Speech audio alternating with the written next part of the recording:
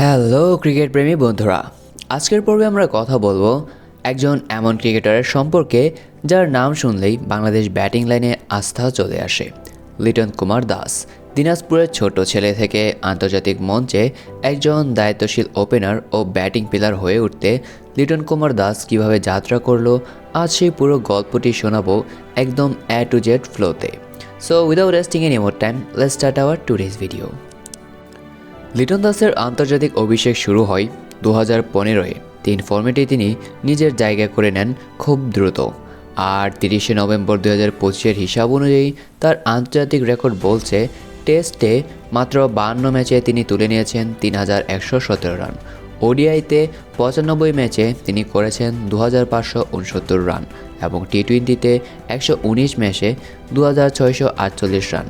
এই সংখ্যাগুলো তার ধারাবাহিকতা ও বহুমুখিতার একটি বড় প্রমাণ। কিন্তু সংখ্যার পেছনে আছে গল্প। লিটন দাসের ডোমেস্টিক উত্থান ছিল খুব দ্রুত। 2014 থেকে 2015 ন্যাশনাল ক্রিকেট লিগে রংপুর ডিভিশনের হয়ে খেলার সময়ে তিনি মাত্র 7 ম্যাচে 1024 রান করে সিলেক্টরদের নজরে আসেন। এটাই ছিল তার প্রথম বড় ব্রেক।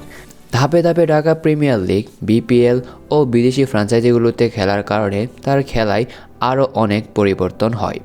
আন্তর্জাতিক জীবনে সবচেয়ে স্মরণীয় মুহূর্তগুলো সবচেয়ে পরিষ্কার চোখে মনে পড়ে ওডিআইয়ের সেই হিস্টোরিক্যাল নক 2020-এর জিম্বাবুয়ে সিরিজে লিটনের 176 রান, যেখানে তিনি তামিম ইকবালের সঙ্গে মিলে বিশাল 292 রানের পার্টনারশিপ গড়েন।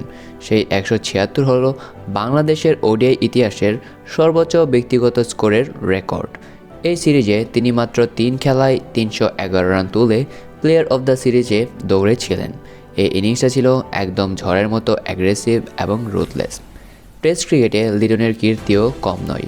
রেড বলে তিনি নিয়মিত বড় ইনিংস গড়েছেন। 30শে নভেম্বর 2025-এর হিসাব অনুযায়ী তার টেস্টে সর্বোচ্চ ইনিংস 141 এবং টেস্ট রেকর্ডে তিনি 5টি সেঞ্চুরি এবং 19টি 50 করেছেন। এগুলো দেখায় যে তিনি লম্বা ইনিংসগুলো তৈরি করতে পারেন। টি-20তে যদিও লিটনের কোনো সেঞ্চুরি নেই, তবে রয়েছে 16টি 50 এবং সর্বোচ্চ 83 রানের একটি রেকর্ড। এবং তার এই নকগুলো দেখায় তিনি হোয়াইট বলেও কেমন দক্ষভাবে দলের ভিত্তি গঠন করতে পারে এবং নিজের দলকে নিজের কাঁধে ক্যারি করতে পারেন। আর উইকেট কিপারের দায়িত্ব নিয়ে লিটন যে দলের জন্য অতিরিক্ত মূল্য যোগ করেছে তা আলাদা বলার নেই।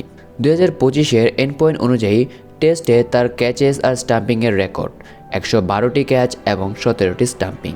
ওডিআই আর টি-20তেও উল্লেখযোগ্য ডিসমিসালস এগুলো বলে দেয় তিনি কেবল ব্যাটার না, দলের জন্য গ্লাভস রোলেও অবদান রাখছেন। ক্যারিয়ারের মধ্যখানে যেমন অনেক উত্থান ছিল, তেমনই কঠোর সময়ও পেরিয়েছেন তিনি। ফর্ম ডাউন থাকা, সচরাচর উইকেটের বদলে সোয়েট শট কিংবা মিডিয়ার সমালোচনার মুখে থাকা, সবাই এসেছে। কিন্তু প্রতিবারে লিটন আত্মসমালোচনা করে ডোমেস্টিক সার্কিটে ফিরে স্ট্রং ইনিংস খেলে আবার ন্যাশনাল দলে নিজের স্থান নিশ্চিত করে নিয়েছেন। 2021 থেকে 2025 সময়কালে তিনি যেসব সিরিজে কনসিস্টেন্সি দেখিয়েছেন সেগুলো তার ক্যারিয়ারের রিপিটিং প্যাটার্ন বলে দিয়েছে। ফ্র্যাঞ্চাইজি ক্রিকেটেও লিটনের নাম আলাদা। বিপিএল ছাড়াও তিনি বিদেশি লিগে খেলছেন।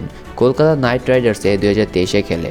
জামাইকা তালোয়াজ, রাজশাহী রয়্যালস ইত্যাদি ফ্র্যাঞ্চাইজিগুলোতে তার খেলার অভিজ্ঞতা ও বিভিন্ন কন্ডিশনে খেলার দক্ষতা বেড়েছে, যা ন্যাশনাল অভ্যর্থনায় কাজে লাগছে। কিন্তু সংখ্যার বাইরেও লিটন দাসের বৈশিষ্ট্য তাদের সবচেয়ে গুরুত্বপূর্ণ, তা হলো তার ধৈর্য ও শট বিচার। এই গুণটাই তাকে টিম ম্যান বানায়। ম্যাচ জেতার ক্ষেত্রে শুধু ব্যক্তিগত স্ট্যাটাস নয়, দলের প্রয়োজন মেটানো তার আসল অবদান। শেষমেশ বলি, লিটন দাসের ক্যারিয়ার এখনও চলমান। 2025-এর শেষে তার ফর্ম যদি ধরে রাখে, আরও শতক, আরও অর্ধশতক ও বড় বড় ইনিংস দেখা যাবে। ক্রিকেটার হিসেবে তিনি বাংলাদেশের জন্য একটি কন্টিনিউটলি ফিগার, যে দলের পরিকল্পনায় সেন্ট্রাল রোল রাখতে পারে। আজকে আমরা যে সংখ্যাগুলো দেখলাম, এগুলো কেবল স্ট্যাটস না, এগুলো একজন ক্রিকেটারের পরিশ্রম, ঝুঁকি, পুনরুত্থান আর কনসিস্টেন্সির গল্প বলে। তুমি কি মনে করো, লিটনের ভবিষ্যৎ রোলটা হবে টেস্ট বলের পিলার, না ওডিআইয়ের ব্যাকবোন, না তীব্র টি-20 ফিনিশার? নিচে কমেন্টে জানিও। আর যদি এই ধরনের আরও ইন্ডিভিজুয়াল প্রোফাইল ভিডিও চাও, তাহলে কমেন্ট বক্সে কমেন্ট করে জানিয়ে দিও। আমি অবশ্যই পরবর্তীতে আরও এরকম ভিডিও নিয়ে আসব। আর আজকের এই ভিডিওটি ভালো লাগলে লাইক, সাবস্ক্রাইব এবং শেয়ার করতে কিন্তু ভুলো না। দেখা হচ্ছে পরের ভিডিওতে। Until then, take care, bye by.